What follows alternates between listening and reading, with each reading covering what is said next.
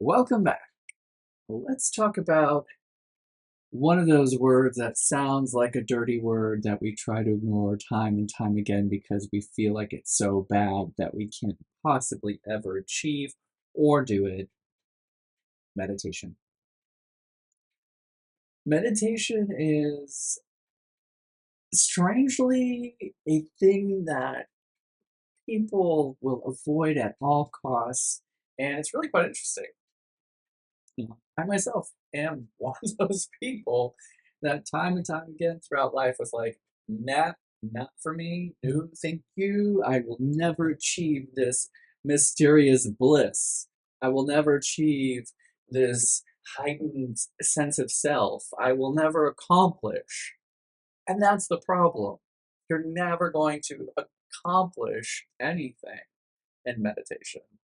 I mean, sure, you might have some greater clarity about life or other things like that, but it's not a thing that you do to accomplish something. It's a thing for yourself. And I think what's so fascinating about meditation is that everyone wants to know how to do it right. How do you do it? How do you do it right? Or I need to get to this place where all the chatter in my head is gone. I am sorry, but those voices, they are always going to be there, most likely. Um, some might be your own, some might be others, but they will be there. So let's talk about the truth about meditation. So the truth about meditation is, we've been handed down this concept over time and throughout life that uh, meditation is almost like this spiritual awakening, this beautiful bliss, this classic reset button, right? But in reality, it's really a way to get connected to yourself and the world around you. You're never, I shouldn't say you're never, are most likely going to be able to get rid of the outside distraction. Sorry. I wish I could tell you differently, but there is no way in this world that you can stop your thoughts from being your thoughts sometimes. I'm sorry. Maybe someone can prove me wrong, but at this point in life, I don't believe it for a second. I believe meditation and what we've been handed down over the years is a guide, is a aspiration, but it's not a reality. And I say that because our brains, we're not in control of our brains. We can slow the process down. We can find ways to circumvent certain ideas coming through, perhaps through focusing on a specific thought or a audio wavelength or different things like that. But to say that we can eliminate all the outside noise is really kind of preposterous to me. I've been doing this for years, on and off. I have my moments. I am very transparent about my relationship with yoga, energy work, meditation, you name it. I'm very transparent because I believe that we all have different chapters in our lives and we all have different places where we're coming into these things from. And there are seasons, and just like, seasons, chapters, whatever you want to call them. And sometimes it's there and I need it in my life. And then sometimes I'm feeling like meditation, for example. Sometimes I need it. Sometimes I'm really clear with my intentions and where I'm going. And therefore, I don't feel like I need to try to pull myself into something for a reset. Meditation is great for anyone in the aspect of you're taking time out for yourself. I think that's one of the biggest benefits of meditation is taking time out for yourself.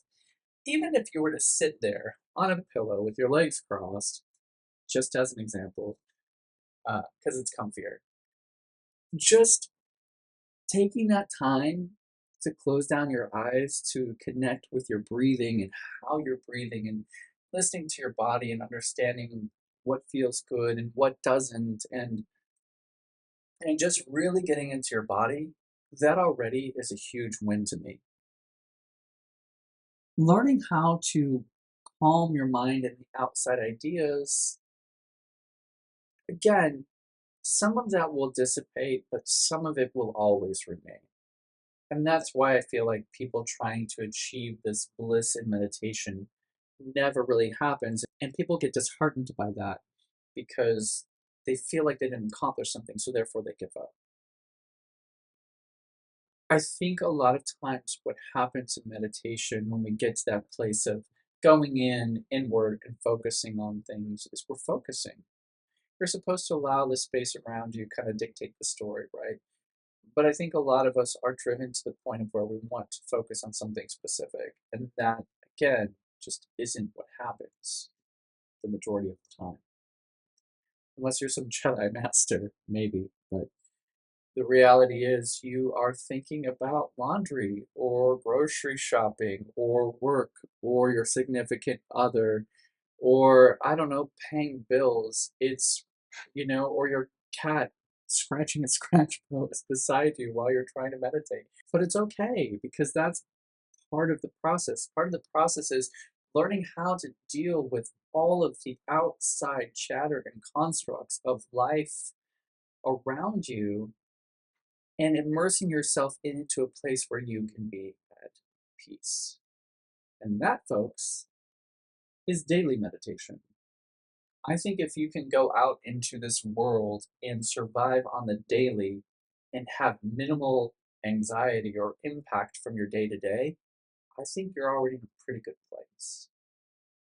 For those of you that would like to practice the art, because it is an art of meditating, I highly suggest you do a few simple things. Find a space with minimal impact of outside influence, uh, that you find perhaps music that resonates with you to help block out some of that sound. I am a huge believer, as I've shared before, that music is a choice. And if you are at peace with chanting, go for it. If you're at peace with heavy metal, go for it. If your jam is K-pop or country or what have you, just do what speaks to you. The next thing is don't go in with any intentions. It's probably the best thing. Just go in and observe. Try it from the outside view, observing yourself from the outside. If it can calm you down, it's all you need. Start to observe yourself from the inside. How are you breathing? How are you feeling mentally, emotionally, physically, spiritually? Once you've kind of assessed that situation, you can then go to the outside, flip the script, look at yourself from the outside. Sometimes it's a tough thing to do to look in that mirror, but see yourself from the outside. We're very hard on ourselves. Allow yourself the ability to see yourself with your opportunities and challenges and all of the things that you're really amazing at. Let those worlds coexist together. Don't be so hard on yourself, guys. It's a tough world out there. Give yourself a little love. But also, hey, own your BS. Once you feel like you can kind of get into who you are, just see what happens from there. See what the conversation is like in your brain. See what the voices are telling you in your head.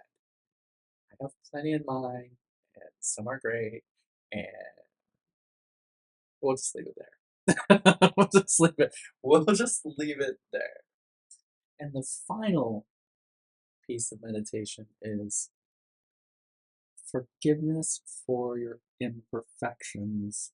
And I relate that specifically to meditation is not something we accomplish. So if you have not gotten to this blissful state of being and complete silence, that is perfect. That's exactly where you need to be. So give it a whirl, try it out. You can always tell me what you think about these things, whether you like these conversations or not. And if you've got any ideas, feel free to always send them my way.